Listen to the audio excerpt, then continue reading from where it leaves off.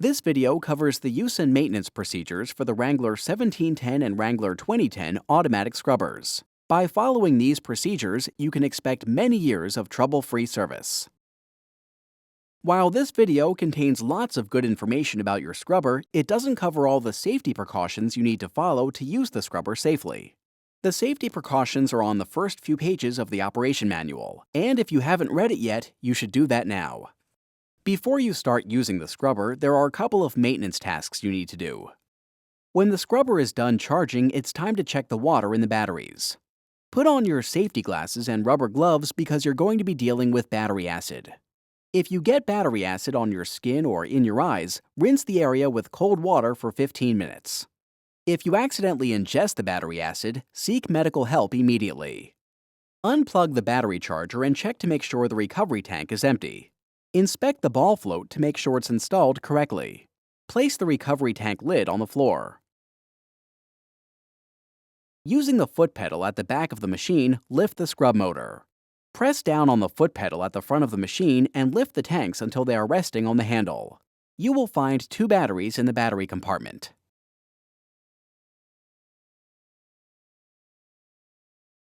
If your machine has wet cell batteries, each battery has 6 cells and each cell has to be checked. Remove the battery caps and look inside each fill well. The water level after charging is complete should be just below the bottom of the fill well. If the water level is low, add distilled water until the water level is just below the bottom of the fill well.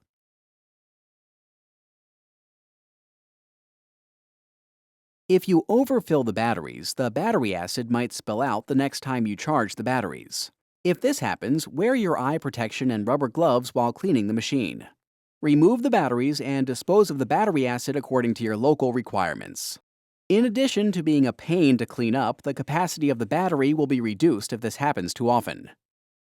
Check the battery connections and make sure they are tight and not corroded. If there is corrosion on the battery terminals, use a brass brush to clean it off.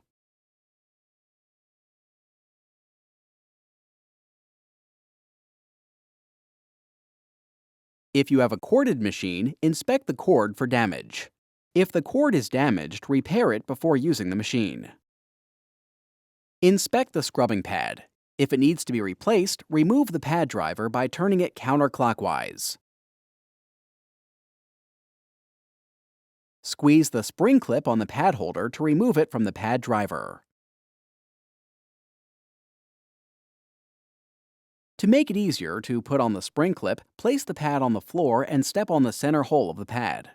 Place the new pad at the center of the pad driver. Be careful. If the pad is too far to one side, the machine will wobble. Put the spring clip back on the pad driver and press down until you hear it click twice. Put the pad driver back on the machine by lining up the openings in the pad driver with the drive casting and turning the pad driver clockwise.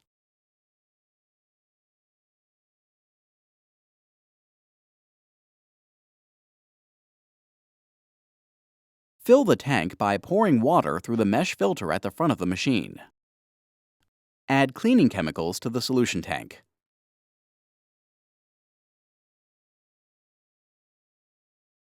We recommend you use a defoamer in the recovery tank.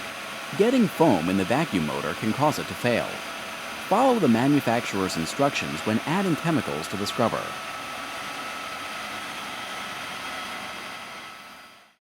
There is a fill gauge at the back of the machine to let you know how much solution you have left.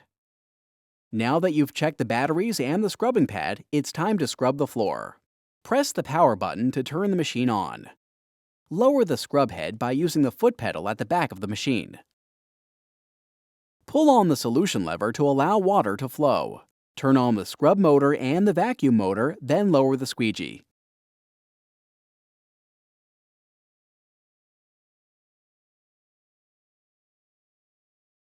The recovery tank is larger than the solution tank, so you'll be able to empty the solution tank fully before you need to stop to dump out the dirty water.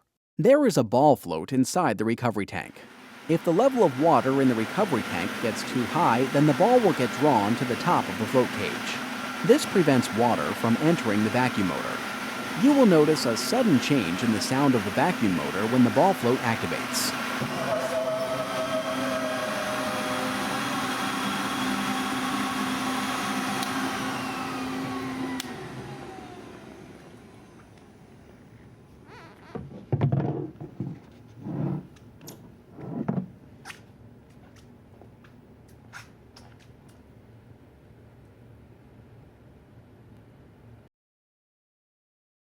To empty the recovery tank, back the machine over a drain and lower the drain hose until the water starts to flow.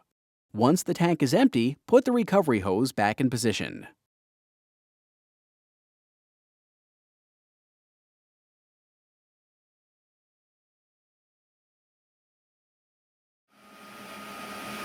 Your machine is equipped with a battery meter.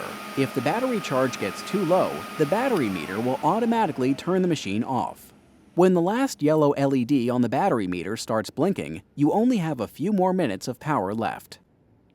When you're done using the scrubber, you need to do a few things to get it ready for storage. First, you need to drain the solution tank. One way to do this is to pull the sight tube off the fitting near the solution valve and use the vacuum hose to suck the water out of the solution tank. Drain the recovery tank, then use clean water to rinse the tank thoroughly. Leave the lid off to let the recovery tank air dry. Rinsing and drying the tank every day will prevent the tank from developing a bad odor. Remove the squeegee and inspect the blades. If the blades are torn or worn, replace them. Clean away any bits of debris from the squeegee blades. Debris that gets stuck to the blades can make the blades leave streaks when you're cleaning. Allow the squeegee assembly to air dry.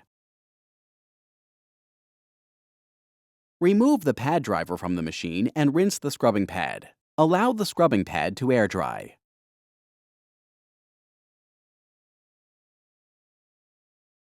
Make sure the machine is off, then plug in the battery charger.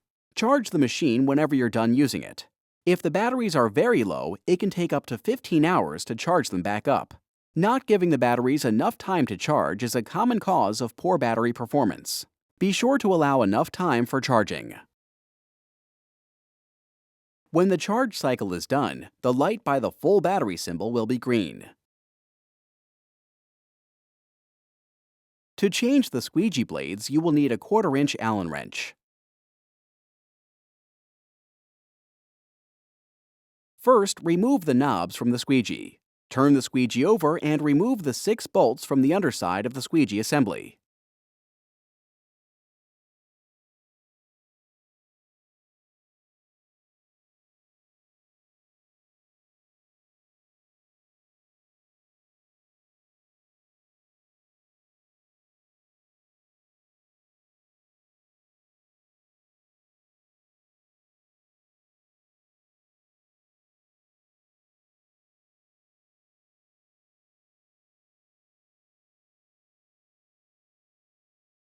Gradually pull up on the squeegee blades until the inner channel comes loose. Remove the inner channel from the squeegee.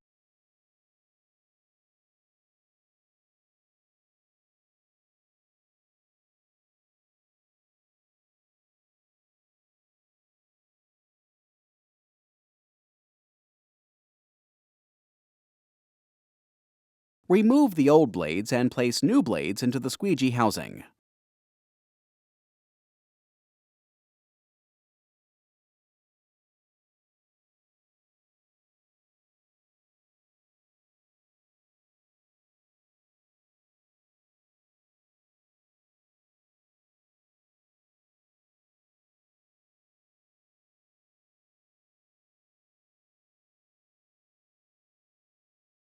Place the inner channel back into the squeegee housing.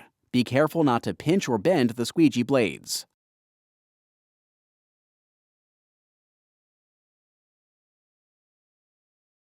Install the bolts and tighten them with the Allen wrench. Note that the 2 longest bolts go next to the opening in the squeegee. These are the bolts that hold the knobs.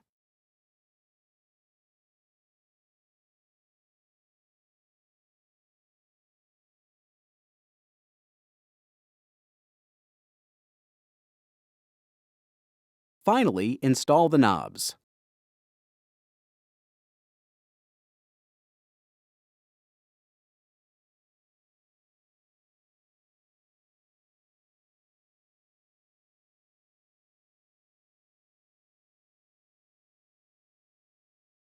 Once a month, inspect the casters and wheels. Remove any debris that has accumulated near the axles or the swivel. Once a month, inspect the machine for loose hardware. Tighten any loose screws or bolts found. Both the vacuum motor and the scrub motor have carbon brushes that need to be inspected every 500 hours. Inspecting and replacing the carbon brushes can be done by your local service center. If the carbon brushes are not changed before they are completely worn out, damage to the motor can occur, and it may be necessary to replace the entire motor to repair your machine. That's the end of the basic use and care instructions for the Wrangler 1710 and Wrangler 2010. Here's a quick review of the most important maintenance tasks. Check the water level in your batteries each and every time you finish charging the machine. Drain and rinse the tanks and let them air dry at the end of each day. Let the scrubbing pad and squeegee air dry at the end of each day. Once a month, check the casters and wheels for debris. Once a month, tighten any loose hardware. Schedule an inspection of your carbon brushes with your local service center every 500 hours of use.